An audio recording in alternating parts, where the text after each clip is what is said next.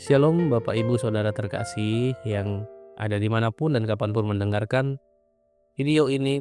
Bagaimana kabarnya hari ini? Semoga kita semua senantiasa sehat dalam penyertaan Tuhan di tengah cuaca hari ini yang kurang baik. Beberapa daerah mengalami banjir. Semoga kiranya Tuhan senantiasa menguatkan setiap mereka yang mengalami musibah dan dapat segera tertangani dengan baik. Puji nama Tuhan. Pada kesempatan kali ini saya teringat beberapa waktu yang lalu dalam sebuah pembinaan di tengah anak-anak, saya menunjukkan sebuah gambar. Gambar seorang laki-laki berjenggot yang sedang duduk. Waktu saya tanyakan kepada mereka, kalian tahu ini gambar apa?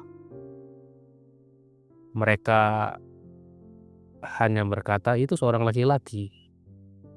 Itu seorang pria yang sedang murung, pria yang sedang berpikir dan segala macam. Lalu saya tunjukkan beberapa gambar lain, ada gambar kapal dan lain sebagainya. Mereka mencoba mendeskripsikan setiap gambar dengan baik.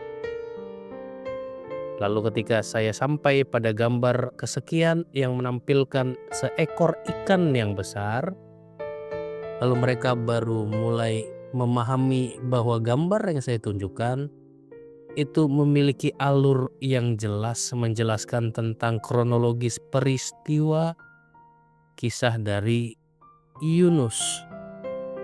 Lalu cara pandang mereka tentang gambar yang pertama mulai berubah. Mereka mulai menyadari bahwa tokoh yang di awal yang mereka lihat sebagai seorang bapak-bapak adalah Yunus.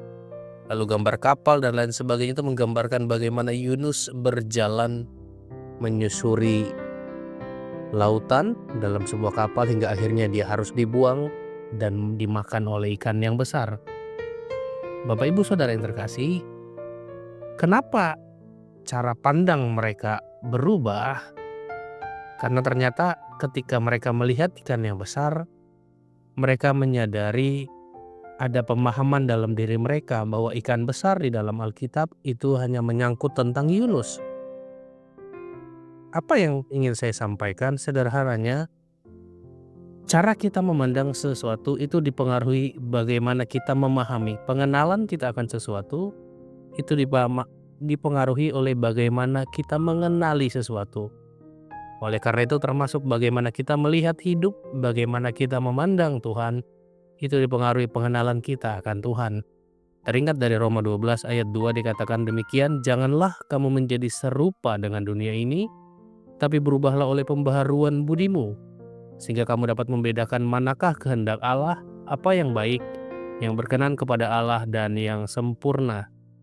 Bapak Ibu Saudara yang terkasih, firman Tuhan dengan jelas mengingatkan kita supaya kita tidak jadi serupa dengan dunia, tetapi berubah oleh pembaharuan budi, sehingga kita semakin tahu, semakin memiliki pengenalan akan Tuhan. Melalui pengenalan akan Tuhan, kita akan tahu apa yang sedang kita jalani, kita akan tahu bagaimana rancangan Tuhan ke depan, dan termasuk kita akan mulai menjaga cara kita hidup, cara kita berpikir, cara kita merasa dalam perasaan kita, termasuk cara kita bertindak. Kita akan menjaga hubungan kita dengan diri kita, hubungan kita di tengah keluarga, di tengah pasangan, dan terlebih hubungan kita di tengah masyarakat. Kita akan terus berjalan bersama dengan Tuhan. Demikian sharing yang mungkin renungan singkat bisa saya sampaikan pada kesempatan kali ini. Kiranya ini memberkati kita semua, dan kiranya Tuhan senantiasa menjaga, memberikan kita kekuatan dan kesehatan serta sukacita yang luar biasa untuk terus berjalan bersama dengan Dia.